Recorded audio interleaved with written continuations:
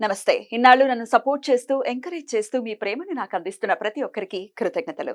అలాగే ఈ వీడియో కూడా ఖచ్చితంగా మీకు ఉపయోగపడుతుంది. లైక్, షేర్ అండ్ సబ్స్క్రైబ్ చేసి మీ సపోర్ట్‌ని నాకు అందించండి. అలాగే ఈ వీడియో పట్ల మీకున్న అభిప్రాయాన్ని కామెంట్ సెక్షన్‌లో కామెంట్ చేసి తెలియజేయండి. ఇప్పుడు వీడియోని చూద్దాం. నమస్తే. Welcome to our channel. నేను కుప్పా పద్మిని. ప్రస్తుతంతో పాటు వేదిక ఆస్ట్రాలజర్ అవినాష్ దాస్ ఉన్నారు. మాట్లాడదాం. అవినాష్ గారు నమస్తే అండి. నమస్తే అండి. నమో నమః. అవినాష్ గారు, అపమృత్యు దోషాలు ఉంటూ ఉంటాయి. మనం సర్వసాధారణంగా జన్మ చాట్‌లో గనుక చూస్తే ప్రిడిక్షన్స్ చెప్తూ ఉంటారు. అపమృత్యు దోషాలు ఉన్నాయి. సో, దాని నుంచి ఎంతో కొంత మనం పరిహారాలు చేసుకొని బయటపడాలి ఖచ్చితంగా. లేకపోతే చిన్న వయసులోనే మృత్యు రావటం అనంటే అది బాధాకరం కదా! ఎవరికీ అలా రాకూడదు.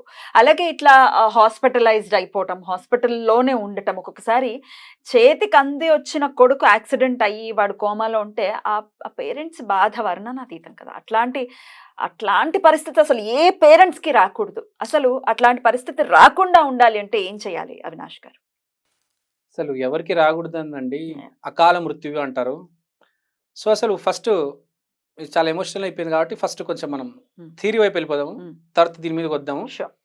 అసలు మనిషి చాలా గొప్పోడు. మనిషి చాలా పవర్ఫుల్. జననం, మరణం. జననం ఇచ్చేది గురువు, ప్రాణవాయువు. గురువు చాలా మంచోడు. ప్రాణవాయువు ఇస్తాడు. జీవితం మొదలవుతుంది. కానీ చావు అనేది అంత ఈజీగా రాదు. చాలా మంది రివర్స్ అనుకుంటారు. కానీ చావు అంత ఈజీగా రాదు. చావు రావాలంటే 3 స్టెప్పులు ఉంటాయి. పైన పెద్ద బాబా చిత్రగుప్తుడు రాయాలి.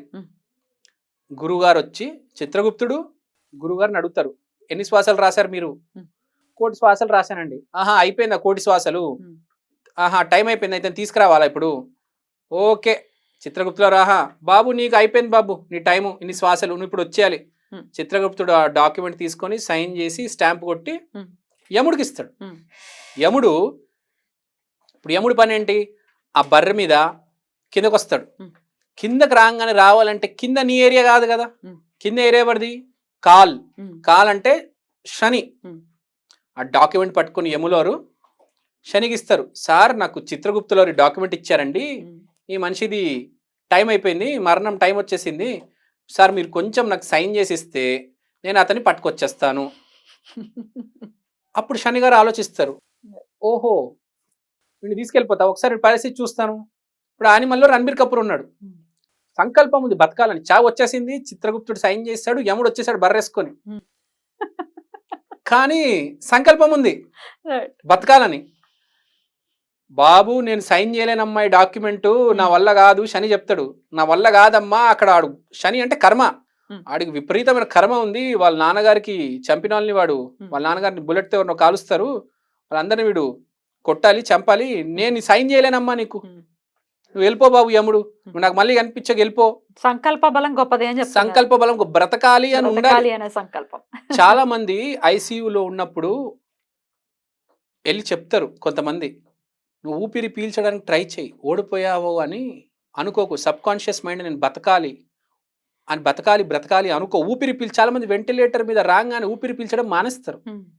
ఊపిరి పీల్చడానికి ట్రై చేయి, నేను బ్రతుకుతాను అని సబ్ కాన్షియస్ మైండ్లో ఫిక్స్ అవ్వు. అలానే చాలా మంది ఐసీయూ నుంచి బయటికి వస్తారు. వచ్చిన వాళ్ళు ఉన్నారు, నమ్మాలి. సబ్ కాన్షియస్ మైండ్ సంకల్ప బలం గట్టిగా ఉంటే శని క్రాస్ చెక్ చేసి యముడిని ఆపుతాడు. ఈ యముడు ఎలా అంటాడంటే, చంపడానికి కూడా ఇప్పుడు శని ఫిక్స్ అయిపోయినా చంపడానికి వచ్చినప్పుడు 2-3 ప్రయత్నాలు చేస్తాడు. ఫస్ట్ ఒక లిఫ్ట్లో ట్రాప్ చేయడము, ఒక కార్లో చిన్న ట్రై చేస్తుంటాడు. First attempt, second attempt, third attempt. వాడికి ఎక్కడ ఛాన్స్ దొరికితే అక్కడ తీసుకెళ్ళిపోదాం అనుకుంటాడు. అలాంటి టైంలో మనం ఏం చేయాలంటే, బేసిక్ గా శని అంటే కాళీదేవి. మన కారులో ఎప్పుడైనా కాళీదేవి బొమ్మ పెట్టుకోవాలి కంపల్సరీ. ప్లస్ హెల్త్ బాగాలేనప్పుడు కాళీదేవికి పూజించాలి, శని గ్రహానికి పూజించాలి. ఎందుకంటే ఫైనల్ గా సైన్ చేసేది శని, చావు ఇచ్చేది శనినే. శని అవును ఓకే అంటేనే తీసుకెళ్ళిపోయేది యముడు. ఫ్రాంక్ జననం ఇచ్చేది గురువు, చావు ఇచ్చేది శని. కుజుడిని మీరు ఇంక్లూడ్ చేయరా? కుజుడిని ఇంక్లూడ్ చేయట్లేదు, కుజుడు లేడు ఇక్కడ. సో మీరు చావు, ఇప్పుడు గురువు అయితే అయిపోయిందండి, జన్మం ఇచ్చాడు. మీరు ఇప్పుడు చావు దగ్గర గురువుని పూజిస్తే యూజ్ లేదు. ఎందుకంటే ఇచ్చేసాడు అతను. ఇప్పుడు చావు శని దగ్గరకు పంపించేస్తున్నాడు. మీరు శనిని పూజించాలి, చావు దగ్గర శనిని పూజించాలి. మహామృత్యుంజయ మంత్రం అంటారు, అది శనికి సంబంధించిన శివలింగానికే మంత్రం అది. కాబట్టి కాళీదేవి ఆరాధన చేయాలి. కారులో కంపల్సరీ కాళీదేవి ఉండాలి. ఇప్పుడు బైకుల్లో అయితే బైకుల్లో కూడా కాళీదేవి. ఇప్పుడు చాలా మంది హనుమంతుడు ఎందుకు పెట్టుకుంటారు అంటే కుజుడు యాక్సిడెంట్లు చేస్తాడు కానీ చావు ఇవ్వడు. యాక్సిడెంట్ చేస్తాడు కానీ శని బాగుంటే ఇంత దెబ్బ కూడా తగలదు యాక్సిడెంట్లో. యాక్సిడెంట్ ఇచ్చేస్తాడండి. ఫస్ట్ ఆఫ్ ఆల్ యాక్సిడెంట్ అవ్వకపోయినా చనిపోవచ్చు, సడన్ గా మనిషి కింద పడిపోయి చనిపోతాడు. కుజుడు ఇన్వాల్వ్మెంటే ఉండదు. కుజుడు ఇన్వాల్వ్మెంట్ ఉంటే యాక్సిడెంట్ అవుతుంది. వితౌట్ కుజుడు కూడా చావు ఇవ్వచ్చు కానీ చావునే ఇచ్చేది శని. కాబట్టి మనం కాళీమాత ఎప్పటికప్పుడు ఆరాధన చేయాలి. కాళీమాత భక్తుడు ఉండటం చాలా ఇంపార్టెంట్. భక్తి కాళీమాత ఉండాలి. కుజుడు కూడా ఎందుకంటే యాక్సిడెంట్లు కాకుండా ఉంటాయి. దెబ్బలు తగలాలని ఎవరికి ఉంటది? ఎవరికి ఉండదు. సో హనుమంతుడు ఫర్ యాక్సిడెంట్స్, దెబ్బలు హనుమంతుడు యాక్సిడెంట్స్ అవ్వకుండా. చావు నుంచి కాళీ వెరీ ఇంపార్టెంట్. కాళీ భక్తి చేయాలి. మనకు చెప్పినట్టు ఇంకో వీడియోలో ఫలక్నామా కాళీమాత టెంపుల్ బాగా పవర్ఫుల్ కాబట్టి చెప్పినారు. అలా మీరు దర్శనం చేసుకోవడం చాలా ఇంపార్టెంట్. కాళీమాత ఆరాధన, కాళీమాత మంత్రము, కాలరాత్రి దేవి, మహావిద్యల్లో కూడా కాలరాత్రి అని ఉంది. మీకు శనికి ఎంత దగ్గర అవ్వడం అంత ఇంపార్టెంట్. సో శనివారం రోజు చేసుకుంటే చాలా మంచిది. ఇప్పుడు ఆల్రెడీ ఇప్పుడు ఇందాక నేను చెప్పినటువంటి పరిస్థితుల్లోనే ఉన్నారు, ఏ హాస్పిటల్లోనే ఉన్నారు, ఐసీయూలో ఉన్నారు, అబ్బాయో ఎవరో మొత్తానికి కోమాలో ఉన్నారు అనే పరిస్థితి ఉన్నప్పుడు ఎట్లాంటి ఆరాధన చేస్తారు? అలా అంటున్నప్పుడు ఫైనల్ ఫిక్స్ అయిపోయింది అన్నప్పుడు రెండు, ఒకటి వీడిని చావు నుంచి కాపాడి, రెండు వీడికి ప్రాణం ఇవ్వాలి, ఇంకో జీవితం. ఒక జీవితం గురువు ఇచ్చేశాడు, మళ్ళీ రెండో జీవితం దత్తాత్రేయ, రెండో జీవితం కోసం. ఈసారి చావు వచ్చేసింది, పైకి పంపించకుండా శని సరే చనిపోయి మళ్ళీ కొంత బతుకుతారు, దానికి దత్తాత్రేయ.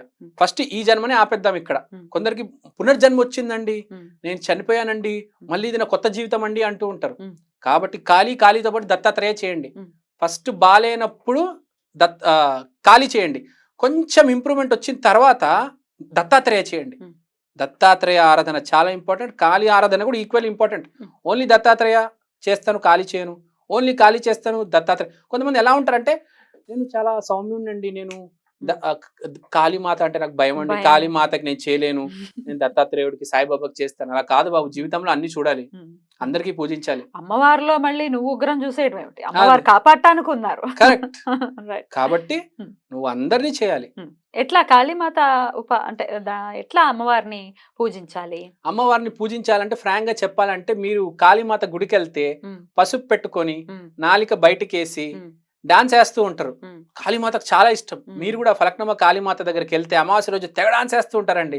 నాలిక బయట పెట్టేసి చేతులు పైకి ఎత్తేసి పసుపు పెట్టుకొని, మీకు అంత ధైర్యం ఉంటే, మీకు అంత ఇష్టం ఉంటే చేయండి, లేకపోతే అక్కడికి వెళ్ళి దండం పెట్టుకోండి చాలు, అది దీపం వెలిగించండి చాలు. ఇంతే ఆరాధన అంటే, ఇంతే మననం చేసుకోవటం కూడా. అమ్మ కాపాడు, ఖచ్చితంగా కాలస్వరూపంగా ఉంది కాళీదేవి కాబట్టి ఖచ్చితంగా కాలంలోనే, మరి మృత్యు రావాలన్నా కాలంలోనే రావాలి, జనం రావాలన్నా కూడా కాలంలోనే రావాలి. కరెక్ట్. రైట్. సో మనం స్టార్ట్ అయ్యేది చిత్రగుప్తుడితో స్టార్ట్ అయ్యి యముడు నుంచి కాళీ. అసలు మీరు యాక్చువల్ గా సిస్టమ్ లోపలికి వెళ్ళి ఎథికల్ హ్యాకింగ్ చేయాలంటే చిత్రగుప్తుడిని మీరు కన్విన్స్ చేసి వచ్చండి. ఇక్కడ దాకా అవసరం లేదు. అసలు యముడు మన లోకానికి వచ్చి మన మీద ప్రయత్నాలు చేయడం ఎందుకు? చిత్రగుప్తుడి దగ్గరే ఆపేస్తే స్టోరీ అసలు ఇక్కడ దగ్గర రాదు. కాబట్టి చిత్రగుప్తులు వారి అంటే పెద్ద బాబా అంటారు మన తెలంగాణలో. పెద్ద బాబా టెంపుల్ కి వెళ్ళి పూజించండి. హైదరాబాద్ లో చంద్రయాన్ గుట్ట అక్కడెక్కడో ఉంది, హైదరాబాద్ లో ఒకటి టెంపుల్ ఉంది చంద్రయాన్ గుట్ట దగ్గర. ఆల్మోస్ట్ మీరు గూగుల్లో కొట్టినా వస్తుంది, చాలా పెద్ద టెంపుల్. అక్కడికి వెళ్ళి మీరు ఆరాధన చేయండి. చిత్రగుప్తుడికి ఎంత ఆరాధన చేస్తే అతనికి చాలా ఇష్టం. ఎందుకంటే చాలా మందికి తెలియదు అసలు చిత్రగుప్త టెంపుల్ ఉంది, వెళ్ళాలి అని. చిత్రగుప్తుల వారికి టెంపుల్ ఉంది, బ్రహ్మ వారికి టెంపుల్ ఉంది. బ్రహ్మకి చిత్రగుప్తుడికి మనం ఆరాధించాలి. ఎవరికైనా దైవ స్వరూపానికి ఆరాధన చేయాలని ఉంటుంది. కాబట్టి ఎవరిని ఇగ్నోర్ చేయకూడదు. బ్రహ్మతో కూడా మనకు పని ఉంటది. చిత్రగుప్తులు కూడా చాలా ఇంపార్టెంట్. చిత్రగుప్తుల వారికి కూడా ఆరాధన చేయాలి, బ్రహ్మకు కూడా చేయాలి. ఎందుకంటే సృష్టికర్త అతనే బ్రహ్మ, మన అకౌంట్లు చూసుకునేది చిత్రగుప్తుడు. కాబట్టి ఆ చిత్రగుప్త టెంపుల్కి వెళ్ళండి, ఆరాధన చేయండి. చాలా మంచి టైం. మీరు హ్యాకింగ్ చేయాలి, మీ జీవితం లైఫ్ స్పాన్ పెంచాలి, ఇవన్నీ హ్యాపీగా మీరు అడ్జస్ట్ చేసుకోవచ్చు. అతనితో వెళ్ళండి, పూజించండి. అద్భుతం. సో కాళీమాత ఆరాధనే దీనికి సరైన సమాధానం అని చెప్తాను, అంతేనా? అంతే అండి. రైట్. చాలా బ్యూటిఫుల్ గా ఎక్స్ప్లెయిన్ చేశారు అవినాష్ గారు. Thank you so very much. నమస్తే.